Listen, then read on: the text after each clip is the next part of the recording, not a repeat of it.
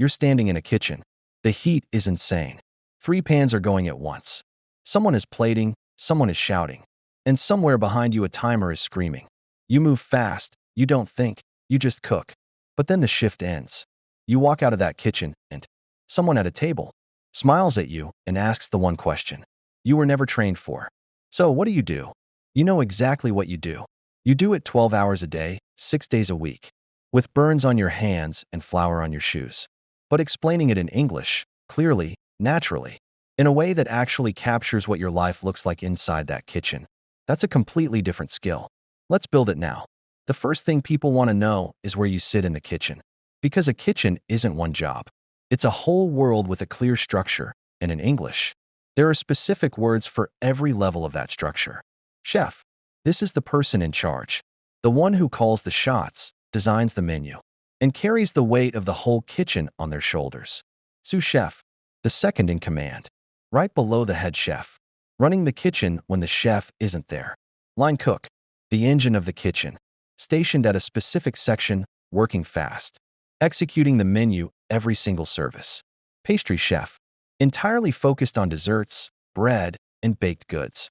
A completely separate world inside the same building. So when someone asks what you do, you don't just say cook. You say your position, and then you add where. I'm a line cook at a French restaurant in the city. I'm a sous chef at a hotel kitchen downtown. I'm a pastry chef. I work at a small bakery. Position, then place. 2 pieces. 1 complete picture. Now here is where most learners stop, and it's exactly the wrong place to stop. Because the next question is always coming. What kind of food do you make? This is your moment.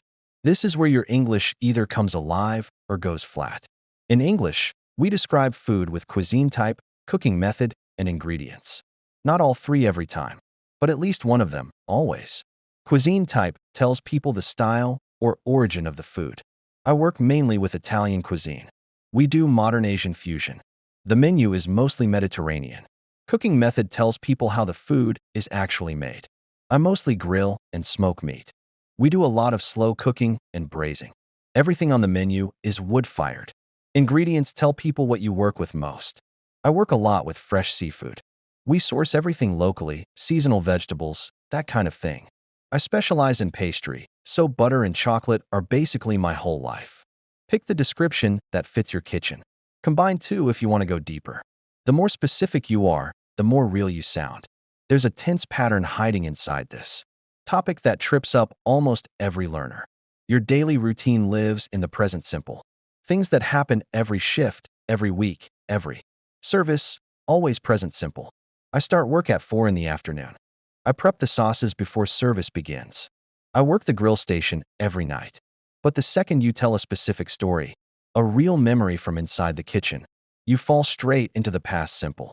Last Saturday, we had a full house, and the printer broke mid-service. I once cooked for 200 people at a wedding, and one of the ovens went down. Routine in present simple. Stories in past simple. That one switch, used correctly and consistently, is what separates textbook English from kitchen English. Now here is something almost every course ignores completely. The emotional vocabulary of someone who actually loves to cook.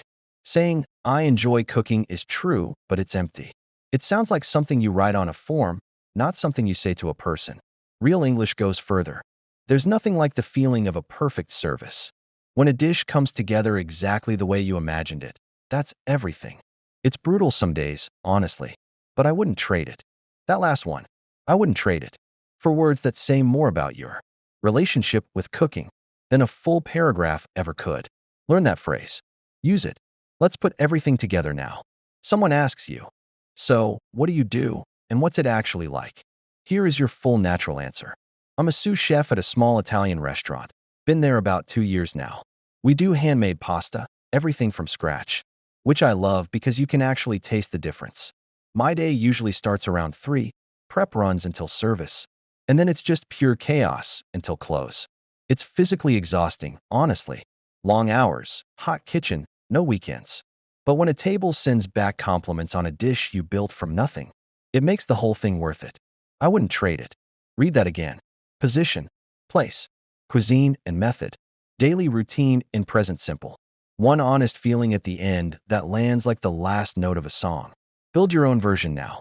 Your real position, your real kitchen, one routine sentence, one true feeling. Don't reach for big, impressive words. Reach for honest ones. That's English Cat Academy. We'll see you in the next lesson.